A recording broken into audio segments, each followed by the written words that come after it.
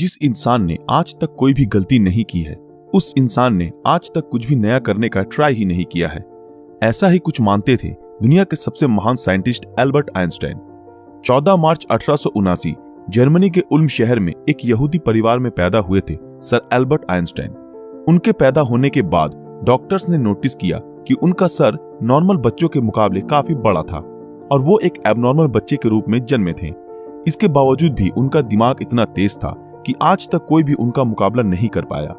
आज 60 साल हो गए आइंस्टाइन हमें छोड़ के चले गए हैं, लेकिन आज भी साइंस उनकी थीसिस के बिना कमजोर है।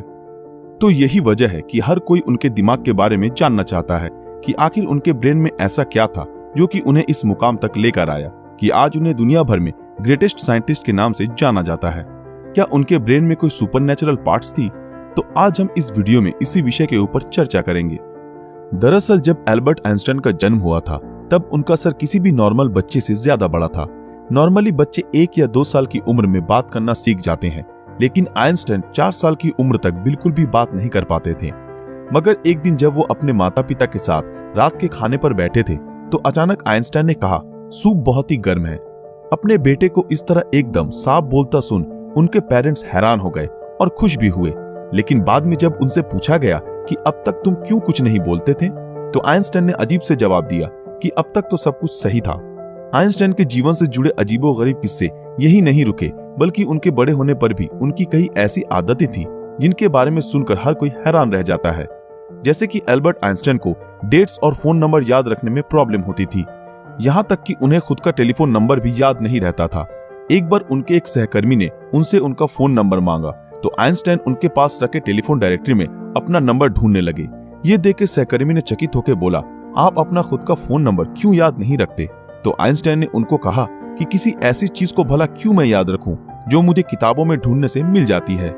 आइंस्टाइन कभी भी जूतों के अंदर मोजे नहीं पहनते थे क्योंकि उनकी टांगों की उंगलियां इतनी बड़ी थी कि बचपन में हमेशा टांगों की उंगलियों की वजह से मोजे में छेद हो जाते थे। इसलिए उन्होंने मोजा पहनना ही छोड़ दिया। यहाँ तक कि वो अपने जूतों के फीते भी दूसरों से बंधवाते थे क्योंकि उन्हें जूते के फीते बांधना भी नहीं आता था।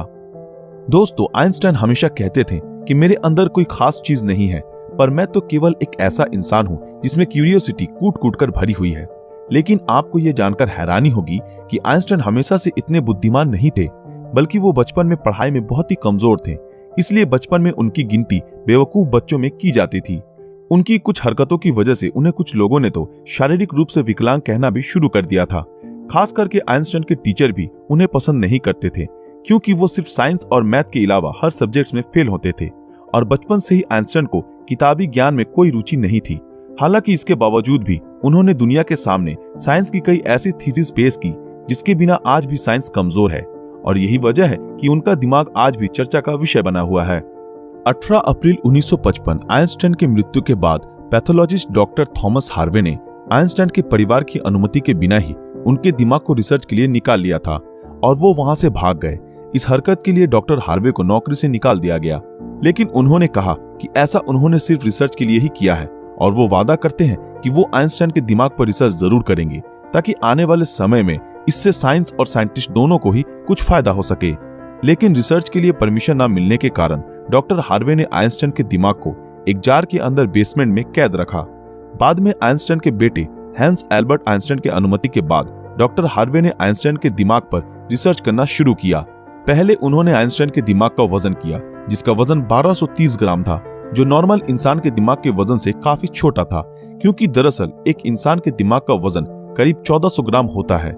इसके बाद डॉक्टर हार्वे ने आइंस्टाइन के ब्रेन को 240 भागों से टुकड़े किए और उन टुकड़ों को दुनिया भर के मशहूर रिसर्चर्स के पास भेज दिया ताकि वो अच्छे से देख सके कि आखिर आइंस्टाइन के दिमाग में ऐसा क्या था जो बाकी आम इंसानों में नहीं था। और उसके बाद डॉक्टर हार्वे ने आइंस्टाइन के ब्रेन टिश्यूज के 1000 माइक्रोस्कोपिक स्लाइड्स बनाए जिससे आइंस्टाइन के दिमाग की अच्छी तरह से जांच हो सके। रिसर्च के दौरान ये पाया गया कि आइंस्टाइन के ब्रेन में आम इंसानों से ज्यादा सेल्स थी। आइंस्टाइन के दिमाग का सेरिब्रल कॉर्टेक्स नाम का हिस्सा एक आम इंसान के दिमाग के मुकाबले काफी अलग था।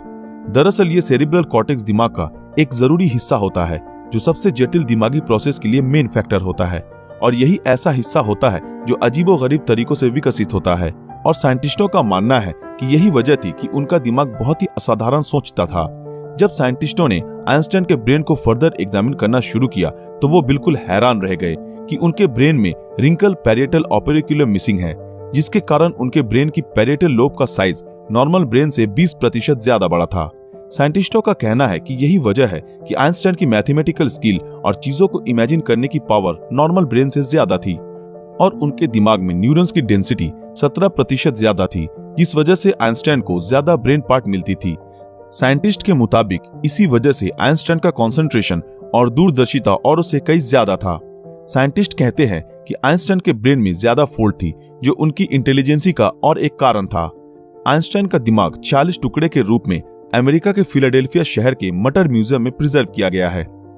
दोस्तों, आज साइंस ने कितनी तरक्की कर ली है, लेकिन इसके बावजूद आज भी आइंस्टाइन के दिमाग और इंटेलिजेंसी एक पहेली बनी हुई है। लेकिन साइंटिस्टों को आशा है कि फ्यूचर में किसी बेहतरीन टेक्निक के जरिए आइंस्टाइन के दिमाग को और भी बेहतर तरीके से जानने में कामयाबी हासिल होगी। डॉक्टर थॉमस ने आइंस्टाइन के दिमाग के साथ जो कुछ भी किया, क्या वो सही था या गलत? इस बारे में आपकी राय हमें कमेंट में जरूर बताएं। दोस्तों, आज के लिए बस इतना ही। आशा करते हैं आप लोगों को ये वीडियो पसंद आया होगा। तो फिर मिलेंगे अगले वीडियो में ऐसे ही किसी मजेदार विषय के साथ। अगर आप ऐसे ही और वीडियो देखना चाहते हो तो हमारे इस चैनल को सब्सक्राइब करके बेल आइकन ऑन कर दें, ताकि जब भी कोई नया वीडियो आए आप तक नोटिफिकेशन पहुंच जाए। अगर ये वीडियो आप लोगों को अच्छा लगा तो इस वीडियो को लाइक, कमेंट और ज्यादा से ज्यादा शेयर जरूर करें। तो मिलते हैं आपके साथ अगले वीडियो में, तब तक के लिए शुक्रिया।